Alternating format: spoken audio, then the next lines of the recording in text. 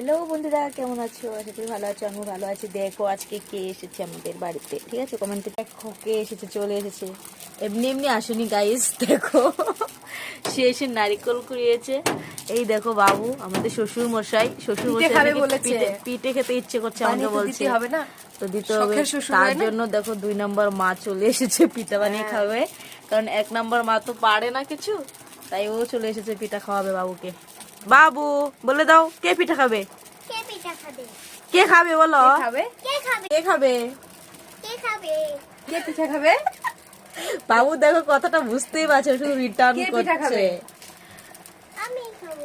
এখন দেখো বুঝতে পেরেছে। আর এই দেখো এদিকে পনির সবজি বানাচ্ছি, পনিরে এই যে পনির, এই তো পনির দুজনে খাবে, আমি খাই না। ভিডিওটা পুরোটা পাবে আমার চ্যানেলে, তো পুরো ভিডিওটা পাবে কালকে।